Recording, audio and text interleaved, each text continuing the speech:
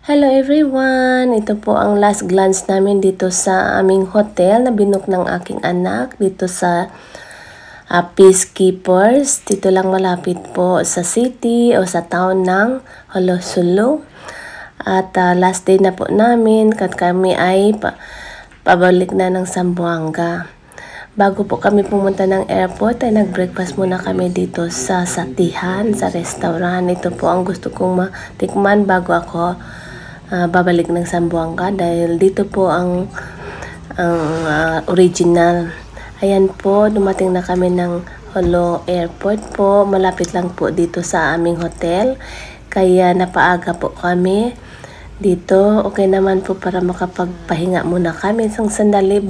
Wala pa naman po ang aeroplano. Ipapacheck-in pa namin yung bagahe namin, guys.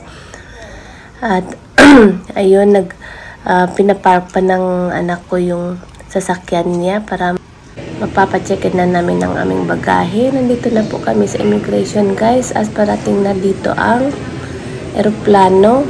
Tingnan ninyo, guys, ang liit-liit ng aeroplano na ito kasi private po ito. 30 passengers capacity lang po ito dito. Kaya, guys, tingnan nyo ang cute-cute, diba? Ayan. So, matatagalan pa po tayong mag-boarding, guys, dahil pababain pa ang mga pasahero dito. Pagkatapos lilinisan pa nila, i-check pa nila yung mga engines bago ipapalipad. Kaya mag-antay-antay muna tayo sandali, guys. Mabuti na rin yun, guys. At kapag pahinga pa kami ng sandali bago tayo maglalakbay. Ayan na, guys, palapit na dito. So dito pwede nila ilapit sa airport, guys, dahil intended lang naman ito sa mga private plane.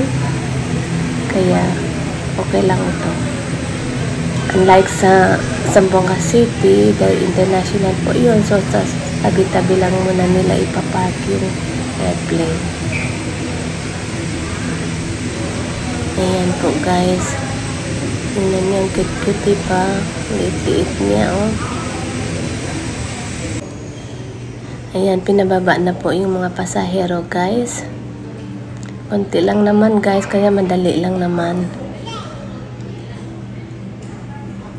Ayan, maliliit lang yung mga pitpit nila, guys, dahil hindi kasya po sa cabin. Yung mga malalaking hand carry. Ayan, guys. Papunta na po kami ng eroplano, guys. Kami po ay nauna na pinalabas. Kaya priority yung mga may kapansala. So, yan, guys. At bye, Holosulu. See you when I see you. Naglakad pa rin po kami. Ayan po, nagsasalita na po ang flight attendants for instruction po. So, makinig po tayo. Refrain from using your portable electronic devices, including laptops and cell phones. Otherwise, set them to flight mode for the duration of the flight or until an announcement as may one arrival. Ayan, nakikita na po natin ang Zamboanga City, guys. At tayo ay malapit na po lalapad. Tingnan ninyo, guys. Oh. Ang ganda niya, diba? Ang bilis, guys. In 30 minutes, dumating na tayo dito sa Zamboanga City. Kaya maganda rin, guys, pag mag-aeroplano papunta doon. Ewan ko kung magkano ang bayad dito. Anak po namin nung bumili ng ticket, guys. Kaya hindi ko alam kung magkano niya binili ito. Siguro naman mura lang kasi 30 minutes lang po ang lakbay nito, guys.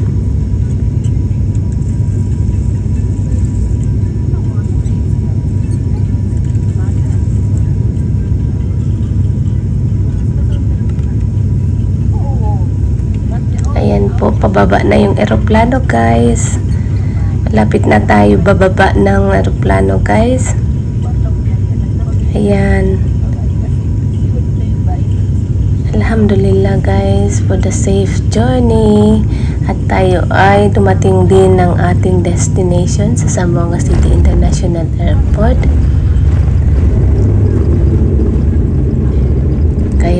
Antay tayo guys hanggat sa makababa na yung eroplano.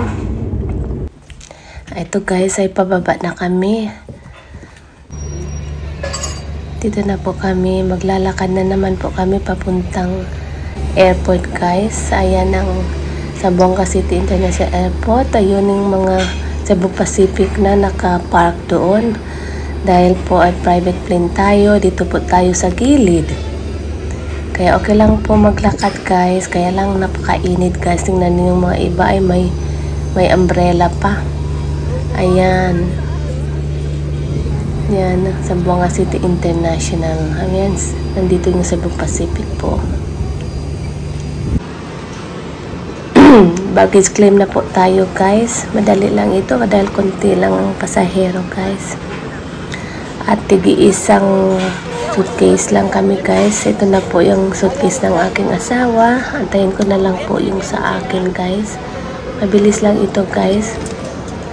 Andan naman sa labas yung aming sundo guys. Kaya makakauwi tayo kaagad.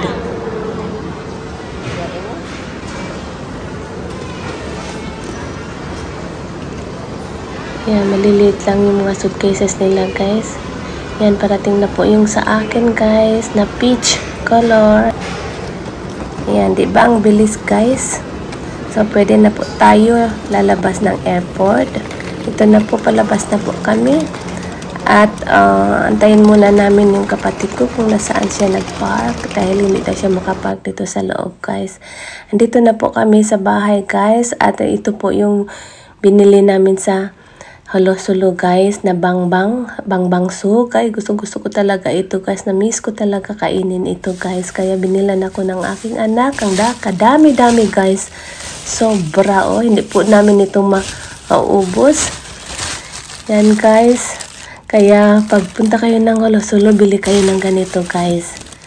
Dahil doon talagang original taga Halo-Sulu guys. Tingnan niyo guys. Sarap, no? Yan, gusto itong pasong. Pasong po ito, guys. Sila lang ang nakakagawa ng the right taste. Yun, ito naman po yung petis. Miss ko din po ito kainin, guys. Kaya, mag-enjoy po ako ngayong araw po. Ito po ang aking be-breakfastin. So, yan guys. Ang dami niya, no? Kainin ko ito lahat. O, tinanggal ko na yung wrapper, guys. Ito po yung nasa loob niya. Itim. Nakakatakot ba? May hopya pa po ako dito. Sige po, mag-breakfast muna ako. Thank you for watching. See you next time.